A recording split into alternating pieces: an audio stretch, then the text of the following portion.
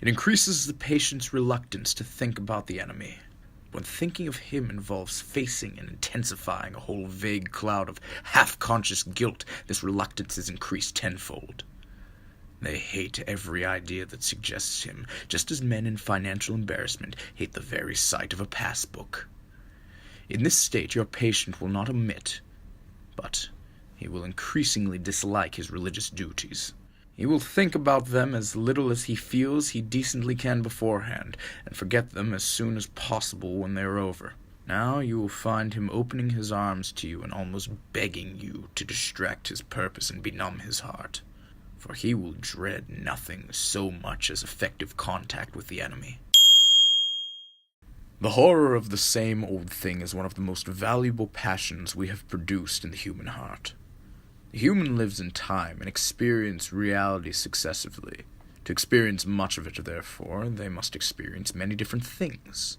In other words, they must experience change. So we pick out this natural pleasantness to change and twist it into a demand for absolute novelty. This demand is valuable in various ways.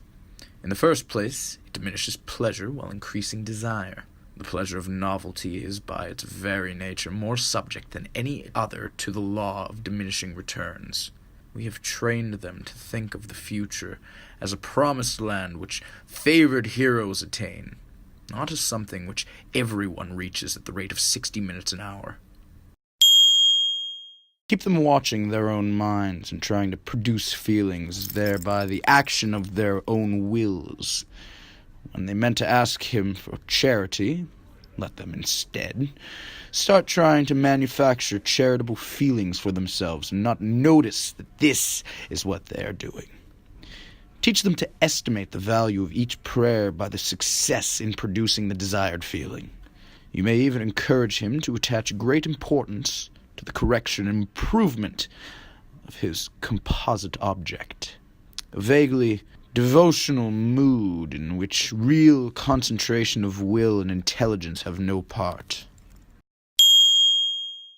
We want him to be in the maximum uncertainty, so that his mind will be filled with contradictory pictures of the future, every one of which arouses hope or fear. There's nothing like suspense and anxiety for barricading a human's mind against the enemy. He wants men to be concerned with what they do. Our business is to keep them from thinking about what will happen to them. It is your business to see that the patient never thinks of the present fear as his appointed cross, but only of the things he is afraid of. One of our great allies at present is the Church itself.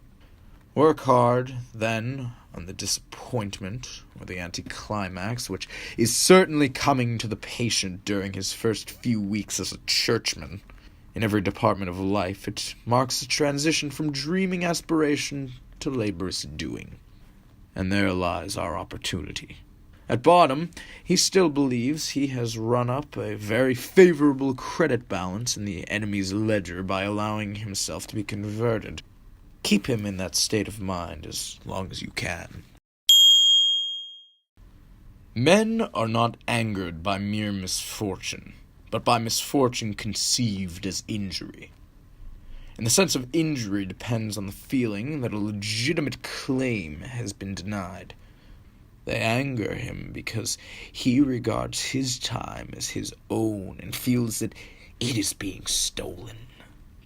You must therefore zealously guard in his mind the curious assumption, my time is my own.